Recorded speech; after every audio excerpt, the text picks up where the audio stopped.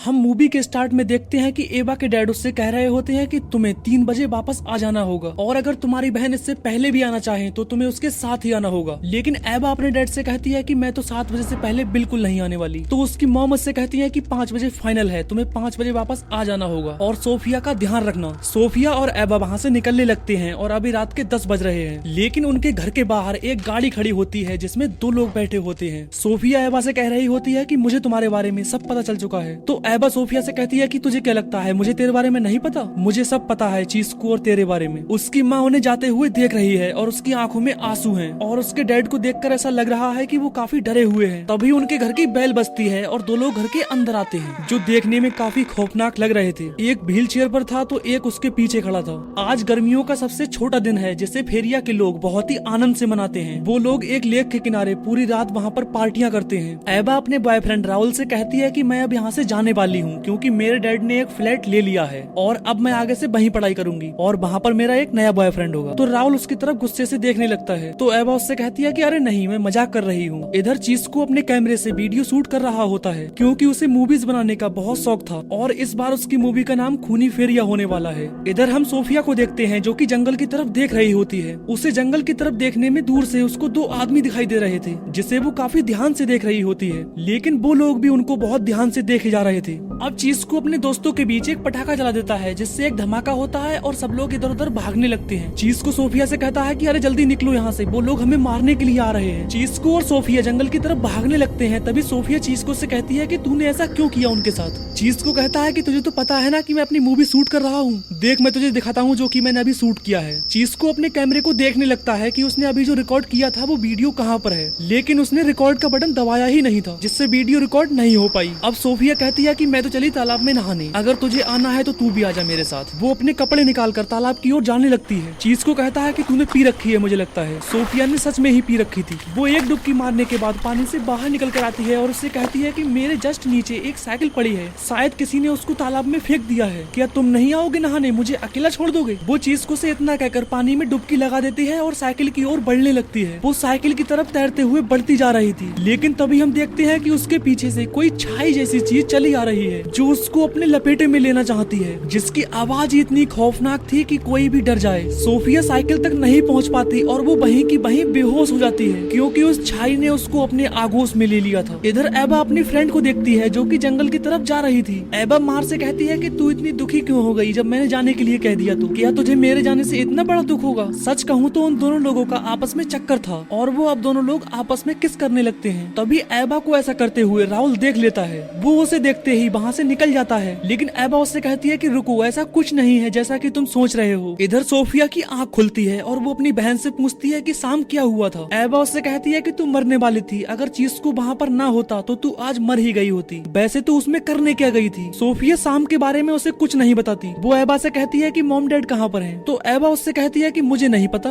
आज तक तो इतना लेट कभी नहीं सोने देते, शायद कहीं घूमने गए होंगे। तभी सोफिया को पुलिस सायरन की आवाज आती है। वो अपनी बहन से कहती है कि तुमने ये सायरन की आवाज सुनी? आज तक फेरिया में इस तरह की आवाज मैंने कभी नहीं सुनी है। एबा दूध उबाल रही होती है और सोफिया से कहती है कि ऐसा कुछ नहीं है, लेकिन पापा मम्मी अभी तक आए नहीं, ये सोचने वाली बात है। लेकिन तभी एकदम से दरवाजा खुलता है और वहाँ से सिविल गार्ड आने लगते हैं जो उनकी तरफ गन दिखाकर उनसे कह रहे थे कि डरो मत, हम सिविल गार्ड हैं, हमें ये बताओ कि तुम्हारे मॉम डैड कहाँ पर हैं और अगर तुम्हें कुछ भी पता है तो हमें जल्दी से बता दो। वो दोनों बहनें बहुत डर गई थी और एक कोने में जाकर बैठ जाती है। तभी वहाँ पर एक लेडी आती है जो कि क्राइम ब्रांच से थी। एबा उससे पूछती है कि ये सब क्या हो रहा है हमारे साथ और मेरे मॉम डैड कहाँ पर हैं? वो लोग उससे पूछते हैं कि यही तो हम तुमसे पूछने आए हैं। तभी वहाँ पर मार्को आता है जिसे एबा जानती थी। एबा मार्को से कहती है कि देखो ये लोग हमें बहुत परेशान कर रहे हैं और तुम मुझे बताओगे कि यहाँ पर चल क्या रहा है? मार्को उससे कहता है कि फायदा इसी में है कि तुम सब कुछ इनको बता दो जो भी तुम अपने मॉम डैड के बारे में जानती हो। उनसे पूछताछ करने के लिए उनको फेरिया के पुलिस स्टेशन में लाया जाता है जहाँ पर क्राइम ब्रांच से एल्बेरो गैन पहले से ही मौजूद था। उसे फेरिया के सिविल गार्ड ने सुबह 6:25 पर इस केस की खबर दी थी। एबा उससे कहती है कि आखिर तुम मुझे बताओगे कि हुआ क्या है? एल्बेरो उसे बताता है कि खदान के पास वाली लेक के पास हमें 23 डेड बॉडीज मिली हैं जो कि बिल्कुल निर्वस्त्र अवस्था में हैं, लेकिन आखिर हमें ये समझ नहीं आ रहा कि ऐसा हो कैसे सकता है। तो एबा उससे कहती है कि इस केस का हमसे क्या संबंध है? एल्बेरो उसे बताता है कि नगर पालिका ने खदान के पास एक कैमरा लगाया हुआ है क्योंकि उनका मानना है कि रात में उसमें कोई आता जाता रहता है और इसी की जाँच करने के लिए हमने उस कैमरे को चेक किया जिसमें ठीक 1:07 पर काफी लोगों को खदान के पास देखा जाता है। एल्वेरो उस कैमरे में रिकॉर्ड हुई वीडियो को को एबा को दिखाने लगता है। वो उसे बताता है कि उन लोगों के साथ साथ तुम्हारे मॉम डैड भी उनके साथ ही थे और ठीक 2 घंटे 17 मिनट बाद वो लोग वापस निकल कर आते हैं। लेकिन जब वो लोग खदान से वापस लौटे तो वो बिना कपड़ों के निकल रहे थे। लेकिन एक बात जो सोचने वाली है वो ये है कि तुम्हारी मॉम तो अंदर चली गई लेकिन तुम्हारे डैड क्यों नहीं गए, क्योंकि उनको पता था कि खदान में मीथेन गैस काफी मात्रा में है जिससे बिना ऑक्सीजन के कोई भी अंदर जीवित रह भी नहीं सकता। तो आखिर उन्होंने तुम्हारी मॉम को और उन लोगों को अंदर क्यों जाने दिया। इधर हम सांद्रा को देखते हैं जो कि इस केस की इन्वेस्टिगेशन कर रही होती है। उसे उन डेड बॉडीज के पेट पर एक निशान मिलता है जो कि उन सभी डेड बॉडीज पर था। तभी वो मार्को से पूछती है क्या तुम्हें इसके बारे में कुछ पता है। तो वो कहता है कि मैंने ऐसा पहले कभी नहीं देखा। तभी वहाँ पर चर्च के फादर आते हैं। वो सांद्रा से कहती है क्या मैं इसमें आपकी कोई मदद कर सकता हूँ, क्योंकि मुझे नहीं लगता कि ये सब आपका काम है। तभी सांद्रा कहती है कि इसे यहाँ पर किसने भेजा, जल्दी से इसे यहाँ से बाहर करो। अब सांद्रा की नजर खदान से दूर एक बिल्डिंग पर जाती है। अब मार्को और सांद्रा वहाँ पर जाने का फैसला करते हैं और वहाँ पर देखते हैं कि ऐसा क्या चीज है जो उन्हें इस केस में मदद कर सके। वो वहाँ पर जाकर हर चीज चेक करने लगते हैं। सांद्रा मार्को से पूछती है कि आखिर ये करने क्या गए थे। तो मार्को कहता है शायद ये खुदकुशी करने गए होंगे और पहाड़ी से कूदने के बजाय खदान में घुस गए, क्योंकि सुरंग के 100 मीटर अंदर जाते ही हवा गैस के कारण जहर में बदलने लगती है जिससे आदमी मर रहा होता है लेकिन उसे पता ही नहीं चलता। तभी सांद्रा को कुछ आहट की आवाज आती है जिससे उसे पता लग जाता है कि शायद यहाँ पर कोई और भी है। वो दोनों लोग उसी दिशा में बढ़ने लगते हैं, लेकिन जब वो लोग वहाँ पर जाकर देखते हैं तो वहाँ पर एक लड़का कोने में बैठा होता है। वो काफी डरा हुआ था। उसे भी एल्बेरो गैन के पास पूछताछ के लिए भेज दिया जाता है और एबा और सोफिया को एस्ट्रेला फिजिकोलॉजिस्ट के पास शेल्टर में भेज दिया जाता है जिससे कि वो इस केस की अच्छे से जांच पड़ताल कर सके और उन लोगों के बारे में अच्छे से जान सके। सांद्रा गेन से कहती है कि ये केस मुझे खुदकुशी का लगता है, लेकिन गेन उससे कहता है क्या तुम पगला गई हो, तुमने उनके पेट पर वो टैटू वाला निशान नहीं देखा। ये साले सुरंग के अंदर किसी तरह की रस्म और पूजा पाठ करने गए थे और ये इस तरह के भूतिया टैटू देखकर तो मेरी भी फटी पड़ी है। सांद्रा इस केस को अच्छे से समझने के लिए फिर से उसी जगह पर जाती है और सुरंग की तरफ देखने लगती है कि आखिर ऐसी क्या चीज है जो इन लोगों को अंदर लेकर गई है। सांद्रा अंदर जाने का फैसला करती है और अपनी टॉर्च लेकर अंदर की ओर बढ़ने लगती है। वो जैसे जैसे अंदर बढ़ रही थी वैसे वैसे उसकी सांस रुकने लगती है। सांद्रा को चक्कर आ रहे थे और कोई तीखी आवाज उसको परेशान कर रही थी, लेकिन जब उससे नहीं रुका गया तो उसके सर में दर्द होने लगा और एकदम से पीछे से बहुत तेजी के साथ आवाज आती है जिससे सांद्रा बुरी तरह से डर गई थी और जब उसने पीछे पलट कर देखा तो पीछे कोई नहीं था। उसका सर चकरा जाता है। वो अपनी टॉर्च से चारों तरफ देखने लगती है जिससे उसका पैर फिसला और वो बेहोश हो गई। सुरंग के अंदर कुछ और भी था जिसकी हम एक झलक देख पा रहे हैं। शेल्टर के अंदर एबा सोफिया से कहती है कि क्या मम्मी मर चुकी है, क्योंकि बाकी डेड बॉडीज के साथ उसकी मम्मी की डेड बॉडी नहीं थी और इस वीडियो में देखने से पता लगा कि उसकी मॉम तो उस सुरंग से बाहर निकलकर आई ही नहीं थी। तो आखिर उनकी बॉडी गई तो गई कहाँ। सोफिया एबा से कहती है कि मैंने मम्मी को देखा है लेकिन पता नहीं कैसे वो कुछ अजीब सी जगह पर थी। सोफिया एबा को पूरी तरह से कोई बात नहीं बता रही थी, वो उससे कुछ ना कुछ छुपा रही थी। तभी हम सोफिया के शाम वाला समय देखते हैं जब वो तालाब में गई थी। उसके तालाब में बेहोश होने के बाद वो तालाब में डूबती ही जा रही थी, लेकिन जब वो तालाब के समतल हिस्से में पहुंचती है तो वो उसके पार निकलने लगती है जिससे वो एक नई दुनिया में पहुंचती है जहाँ पर केवल अंधेरा ही अंधेरा था और वो एक पत्थर पे खड़ी हुई थी। तभी वो देखती है कि उसके सामने उसकी माँ खड़ी है। वो उससे कह रही थी कि सोफिया यहाँ से भाग जा, यहाँ पर कुछ नहीं है, लेकिन सोफिया अपनी मम्मी की तरफ भागने लगती है जिससे वो पत्थर से नीचे गिरने ही वाली होती है, लेकिन तभी चीस्कू ने उसको पानी से बाहर निकाल लिया। इधर जब सांद्रा की आँख खुलती है तो वो सुरंग के बाहर बैठी हुई थी और उसके पास एक गार्ड बैठा हुआ था। वो उससे पूछता है कि मैम आप सुरंग के अंदर क्या करने गई थी, अगर मैं आपको नहीं देखता तो शायद आपकी जान ही चली जाती। नेक्स्ट डे गियन सांद्रा के घर पर आता है जहाँ पर सांद्रा तेज बुखार में बेड के नीचे बैठी होती है। गियन उससे कहता है कि तुम्हें उस सुरंग में जाने की क्या जरूरत थी। वैसे देखा जाए तो गलती मेरी ही है, क्योंकि मुझे तुम्हें बता देना चाहिए था कि सुरंग में अंदर मीथेन गैस है जिसमें इंसानों का बचना बहुत मुश्किल हो जाता है। तो फिर वो उससे कहता है कि तबीयत ठीक हो जाने के बाद तुम मेरे साथ आ जाओ, क्योंकि मैं इस केस को अकेले संभाल ही नहीं सकता और अगर हम दोनों मिलकर इस पर काम करेंगे तो ये जल्दी ही सॉल्व हो जाएगा। गियन उसे इतना कहकर वहाँ से बाय बोलकर निकल जाता है। सांद्रा बेड पर लेटी गियन को जाते हुए देख रही है, लेकिन तभी उसका दम घुटने लगता है। उसे किसी तरह की आवाजें परेशान कर रही थी जैसा कि उसके साथ सुरंग में हो रहा था। तभी हम वो सीन देखते हैं जिसमें सांद्रा सुरंग के अंदर जा रही होती है। तभी उसके पीछे से वो छाई वाली चीज उसके पीछे से आ रही थी और ऐसा ही कुछ सोफिया के साथ भी हुआ था। इधर एल्वेरो गेन उस लड़के से पूछताछ कर रहा होता है जो कि उनको बिल्डिंग में मिला था। वो उससे पूछता है कि तुम वहाँ पर क्या कर रहे थे और इतने टाइम से तुम क्यों थे वहाँ पर। वो लड़का उसे बताता है कि मेरा नाम हालिद है और मैं और मेरा भाई हम लोग काफी समय से जंगल में रह रहे हैं। मेरा भाई उन लोगों के साथ मिला हुआ था और जब वो लोग सुरंग के अंदर जा रहे थे तो मुझसे बोले कि तुम उसके लायक नहीं हो, इसलिए तुम हमारे साथ नहीं जा सकते। तो मेरे भाई ने मुझे उठाकर इस बिल्डिंग में एक कमरे में बंद कर दिया और वो बहुत गुस्से में लग रहा था जैसे कि उस पर किसी ने कब्जा कर लिया हो। अगर आपको ये वीडियो पसंद आ रही हो तो वीडियो को लाइक और चैनल को सब्सक्राइब करना ना भूलें। आखिर क्या हुआ था सोफिया के साथ,